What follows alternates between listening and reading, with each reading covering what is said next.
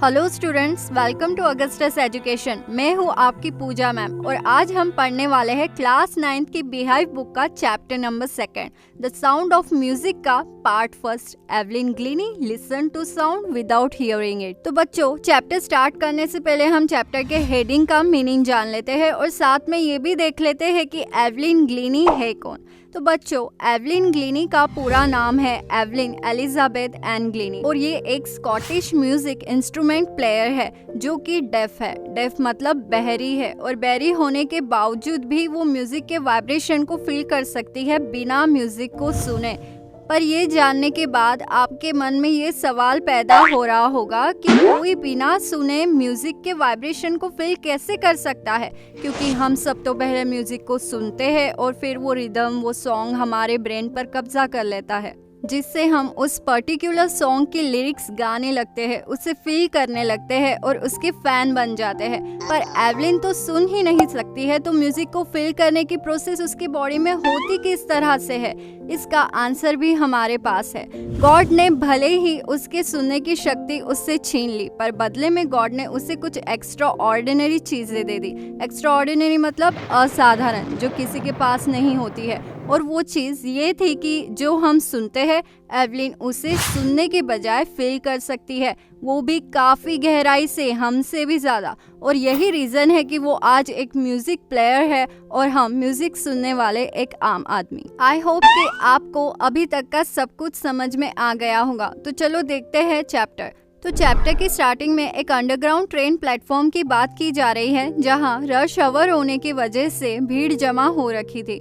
Rush our मतलब दिन का सबसे बिजी टाइम, जैसे कि सुबह 8 से 10 बजे के बीच का टाइम, क्योंकि उस टाइम पर ट्रेन्स में सबसे ज़्यादा भीड़ होती है, क्योंकि लोगों को जॉब पर जाना होता है। और इसी रीज़न की वजह से प्लेटफॉर्म पर भीड़ जमा हुई थी और सब ट्रेन में चढ़ने के लिए एक दूसरे को पुश कर रहे थे अपनी पोजीशन बनाने के लिए।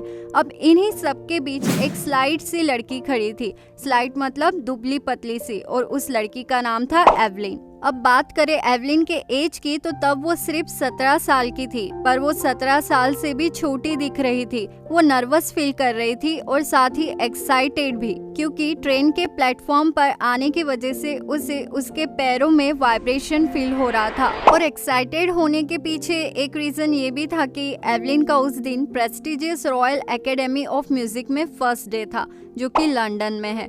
बच्चों, prestigious royal academy of music एक रेप्यूटेटेड एकेडमी है जहाँ पर नए नए म्यूजिशियंस को ट्रेनिंग दी जाती है और उन्हें प्रोफेशनल बनाया जाता है। तो पॉइंट ये है कि एवलिन एक फ्रेशर थी जो कि स्कॉटिश फार्म से थी। स्कॉटिश फार्म मतलब एक पर्सन जो कि स्कॉटलैंड से है। और अगर बात की जाए स्कॉटलैंड के लैंड एरिया की, तो वहाँ मैक्सिमम लैंड एरिया पर फार्मिंग ही की जाती है। तो बेसिकली एवलिन स्कॉटलैंड के एक फार्म एरिया से थी, जो लंदन के कंपैरिजन में काफी गंवार लोगों का एरिया है।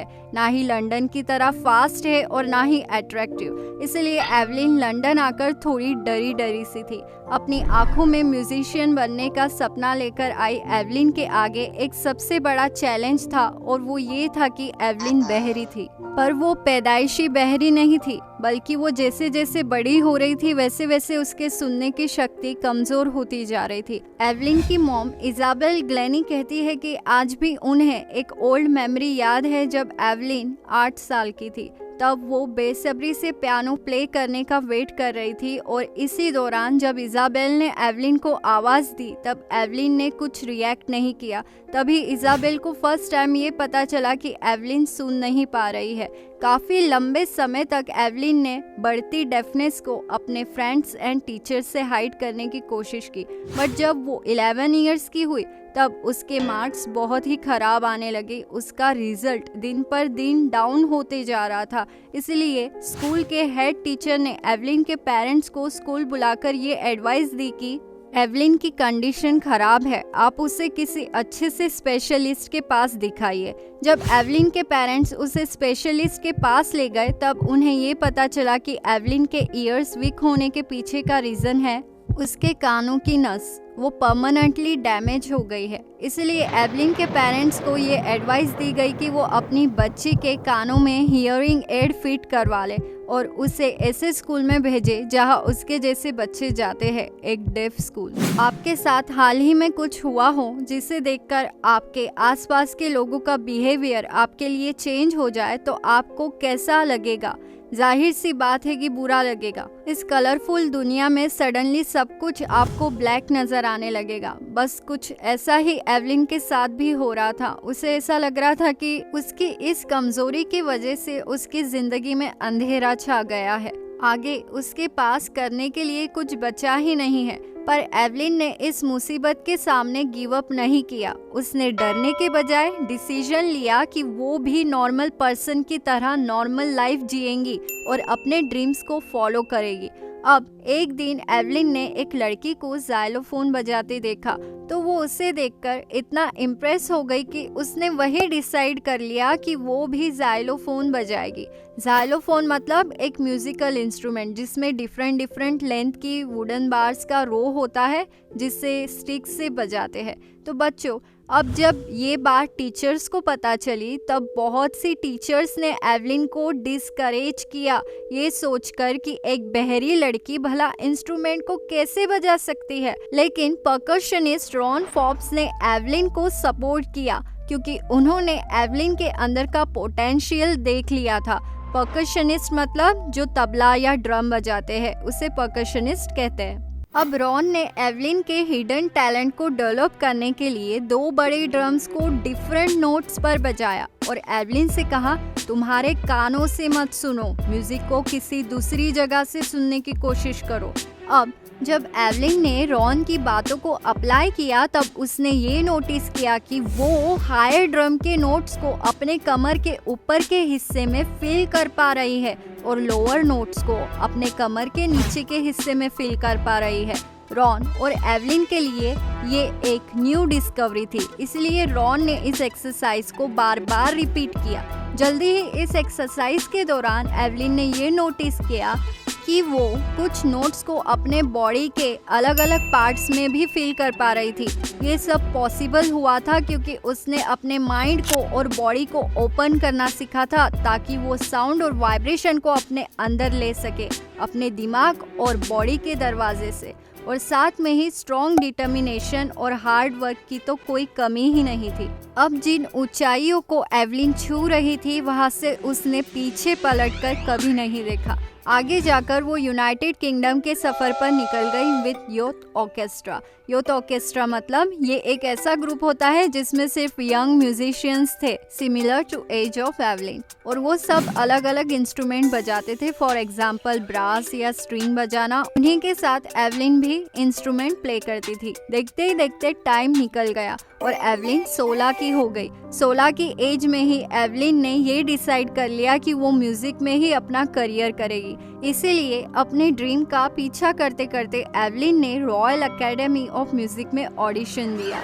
और अगर बात करें एवलिन के स्कोर की तो एवलिन ही अभी तक की सबसे दमदार स्टूडेंट थी जिसने अपनी परफॉर्मेंस से रॉयल एकेडमी के हिस्ट्री के सारे रिकॉर्ड्स ब्रेक कर दिए। She score one of the highest mark in the history of the academy. अब एवलिन एक प्रोफेशनल बन गई थी, इसलिए म्यूजिक वर्ल्ड में अपना नाम कमाने के लिए उसने धीरे धीरे ऑर्केस्ट्रा के साथ परफॉर्मेंस करना बंद कर दिया। That means group performance Evelyn ने बंद कर दिया था और अब वो सोलो यानी कि अकेले ही परफॉर्म करने लगी। इसी के साथ 3 साल के म्यूजिक कोर्स के चलते एवलिन ने कई बड़े बड़े अवार्ड्स अचीव किए।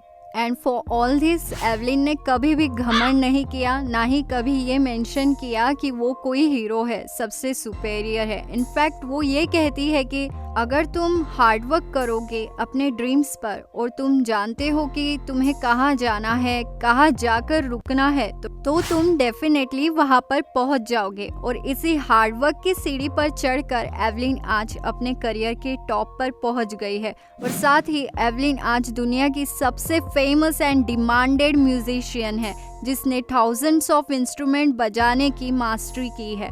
आज अगर देखा जाए तो एवलिन का सबसे बिजी इंटरनेशनल स्केड्यूल है। मतलब एवलिन हमेशा ही टूर पर होती है क्योंकि जगह जगह उसके कॉन्सर्ट्स होते रहते हैं। कॉन्सर्ट में आने वाली ऑडियंस एवलिन को बड़े ही इंटरेस्ट के साथ देखती है। रीजन ये है कि लोगों को ताज्जुब होता है कि बिना सुने एवलिन इतने इजीली कैसे कोई इंस्ट्रूमेंट बजा लेती है। आगे बताया जा रहा है कि इस चैप्टर की राइटर डेबोरा कोली ने जब एवलिन का 2 आवर्स का इंटरव्यू लिया, तब इंटरव्यू के दौरान जो भी कॉन्वर्सेशन हुआ वो एवलिन को क्लियरली समझ में आ रहा था। उसने कॉन्वर्सेशन के दौरान ऐसे कोई साइंस शो नहीं किए कि जैसे उसे ये सवाल नहीं समझा, इस क्वेश्चन को रिपीट करो, बल्कि एवलिन ने इंटरव्यू के वक्त एक सिंगल वर्ड तक मिस नहीं किया। उसका इंटरव्यू बिल्कुल भी प्रॉब्लमेटिक नहीं हुआ था। आगे एवलिन ने खुद ही ये हंसते हुए बताया कि जब भी कोई घनी सी दाढ़ी वाला पर्सन इंटरव्यू के दौरान मुझसे कॉन्वर्सेशन करता है, तब कॉन्वर्सेशन के दौरान ट्रबल होना पॉसिबल है, क्योंकि एक डेफ पर्सन के केस में सिर्फ ऐसा नहीं होता है कि सामने वाला क्या बोल रहा है उसके लिप्स रीड कर लो और बस हो गया। एक्चुअली सब कुछ समझने के लिए पूरे फेस के एक्सप्रेशन देखना ज़रूरी होता है, स्पेशली आइज़ के, क्योंकि आइज़ ही इमोशंस को बताती है। अब आगे बताया जा रहा है कि एवलिन बहरी होने के बावजूद भी बोल भी काफ़ी अच्छी से लेती है, वो भी विदाउट एनी एरर अपने स्कॉटिश एक्सेंट में। जाहिर है कि एवलिन स्कॉटलैंड से है और वहाँ स्कॉटिश जेलिक लैंग्वेज बोली जाती है, इसीलिए एवलिन की बोली में स्कॉटिश अंदाज का तड़का है। उसके क्लियर स्पीच के पीछे एक रीज़न ये भी है कि वो 11 साल की थी, तब तक वो सब कुछ सुन सकती थी, पर ये बातें उस हार्ड वर्क और स्ट्रगल को एक्सप्लेन नहीं कर सकती जो एवलिन ने फ्रेंच और जापानीज लैंग्वेज को सीखने के वक्त उठाई थी। अगर म्यूज़िक की बात की जाए तो एवलिन कहती है कि म्यूज़िक उसके बॉडी के हर पार्ट में बहता है। जैसे कि वो होता है ना रग रग में बहना, बिल्कुल वैसे ही ब्लड की तरह म्यूज़िक भी उसके बॉडी में फ्लो होता है। इतना ही नहीं, जब भी वो कोई इंस्ट्रूमेंट या ज़ाइलोफोन बजाती है तो उसकी स्किन में, चिक बोन्स में, हेयर्स में तक साउंड का वाइब्रेशन उसे फील होता है। यहाँ तक कि ज़ाइलोफोन बजाते वक्त भी एवलिन साउंड को अपने फिंगर्स के टॉप पोर्शन पर स्टिक के थ्रू फील कर पाती है। मतलब कि जब भी वो वुडन स्टिक से वो ज़ाइलोफोन के बार को हीट करती है, तब उसके फिंगर्स में भी ज़ोर से वाइब्रेशन होता है। आगे एवलिन बताती है कि ड्रम्स बजाते वक्त जब भी वो स्लाइटली ड्रम के ओर बेंड होती है, तब ड्रम के इको का साउंड उसके पूरे बॉडी में फ्लो होता है। इतना ही नहीं, स्टेज पर जाने से पहले भी एवलिन अपने शूज उतार लेती है ताकि म्यूजिक का वाइब्रेशन उसके फीट के थ्रू उसके लेग्स में जा सके। इसीलिए इस बात में कोई डाउट नहीं है कि एवलिन एक स्टार है। उसकी परफॉर्मेंस देखने के बाद हर कोई सेटिस्फाइड होकर लौटता है और इसी के लिए 1991 में एवलिन को royal Philharmonic society prestigious soloist of the year award भी दिया गया है। अब बच्चों, रॉयल फिलहार्मोनिक सोसाइटी अवार्ड कोई ऐसा वैसा अवार्ड नहीं है, ये एक रेप्यूटेटेड अवार्ड है जो सिर्फ उन्हीं म्यूजिशियन को दिया जाता है जो रियल में टैलेंटेड है। ये सोसाइटी एक ब्रिटिश म्यूजिक सोसाइटी है जिसका मेन पर्पस है इंस्ट्रूमेंटल म्यूजिक को लंदन में प्रमोट करना। बहुत famous drum player James blades कहते हैं कि भले ही गॉड ने एवलिन से उसके सुनने की शक्ति छीन ली, लेकिन उसके बदले में उसे कुछ एक्स्ट्रा ऑर्डिनरी चीज़ें दे दी, कुछ ऐसी क्वालिटीज़ दे दी जो कि सिर्फ एवलिन के पास ही है, और वो ये है कि जो हम सुन सकते हैं एवलिन उससे फील करती है हमसे कहीं बेहतर तरीके से, और यही रीज़न है कि वो म्यूज़िक को इतने ब्यूटीफुली एक्सप्रेस कर पाती है। एवलिन कहती है कि उसने ये इंस्ट्रूमेंट बजाना, कॉन्सर्ट करना ये बस कुछ ही टाइम पहले स्टार्ट किया है। ऊपर से वो दूसरे क्लासिकल म्यूजिशियंस के मुकाबले डेफ भी है, इसीलिए खुद को आगे रखने के लिए उसे दूसरों के मुकाबले हमेशा ज़्यादा हार्डवर्क और तैयारियां करनी पड़ती है। हालांकि इतने कंपटीशन के बावजूद भी एवलिन को जो अचीवमेंट मिली है वो ग्रेट है। अदर देन दिस, अपने बिजी रेगुलर कॉन्सर्ट को साइड में रखते हुए एवलिन जेल के कैदी, हॉस्पिटल के पेशेंट्स के लिए भी फ्री में कॉन्सर्ट करती है, जिससे हमें ये पता चलता है कि एवलिन का दिल बहुत बड़ा है। इतना ही नहीं, एवलिन अपने बिजी स्केड्यूल से टाइम निकालकर यंग म्यूजिशियंस को इंस्ट्रूमेंट प्ले करने की क्लासेस भी देती है। क्लासेस उसकी फर्स्ट प्रायोरिटी है, क्योंकि यंग म्यूजिशियन सीखेंगे तभी तो वो देश का नाम रोशन कर पाएंगे।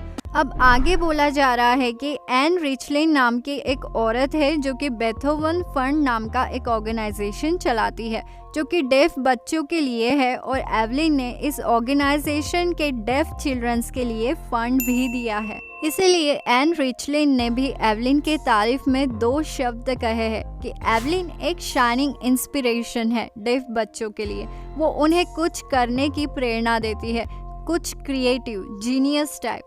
एवलिन को देखकर बच्चे सोचते हैं कि ऐसी कोई प्लेस नहीं है जहां वो नहीं जा सकते, ऐसा कोई काम नहीं है जो वो नहीं कर सकते, क्योंकि एवलिन डेफ होकर इंस्ट्रूमेंट बजा सकती है, कॉन्सर्ट कर सकती है, लैंग्वेजेस सीख सकती है, इंटरव्यू दे सकती है, तो वो भी ये कर सकते हैं। बच्चों, एवलिन ने अपने करियर में बहुत कुछ अचीव किया है जो उससे डबल उम्र के म्यूजिशियन भी नहीं कर पाए, जैसे कि रिस्पेक्ट, लोगों का प्यार, पैसा and number of awards. For example, queen Elizabeth ने एवलिन को अवार्ड दिया है, और भी कई सारे यूनिवर्सिटीज़ ने भी एवलिन को अवार्ड दिए हैं, और एवलिन ने ग्रैमी भी जीते हैं। और साथ ही एवलिन ने परकशन इंस्ट्रूमेंट को जैसे कि स्नैक्स ड्रम, बास ड्रम, सिंबल एक्सेट्रा, इन सभी इंस्ट्रूमेंट को ऑर्केस्ट्रा के फ्रंट रो में लाने का काम किया है। कहने का मतलब है कि ऑर्केस्ट्रा में फर्स्ट रो में स्ट्रिंग इंस्ट्रूमेंट बजाए जाते हैं, for example violin and cello. Second row में वुड विंड्स बजाए जाते हैं जैसे कि फ्लूट्स, एंड थर्ड रो में ब्रास इंस्ट्रूमेंट बजाते हैं like horn and trumpet, and सबसे लास्ट रो में होते हैं percussion instruments like drum and xylophone. तो ड्रम एंड जाइलोफोन जिसे लास्ट रो में बजाया जाता था, इतना इम्पोर्टेंस नहीं दिया जाता था, आज वो एवलिन के वजह से फ्रंट रो में एज अ मेन इंस्ट्रूमेंट बोलकर बजाए जाते हैं, जो कि आज से पहले कभी नहीं हुआ। तो बच्चों, अगर आपको वीडियो अच्छी लगी हो तो वीडियो को ज़रूर लाइक करें, अपने दोस्तों के साथ शेयर करें, अगर चैनल पर नए हो तो चैनल को सब्सक्राइब करें, एंड तब तक के लिए बाय बाय।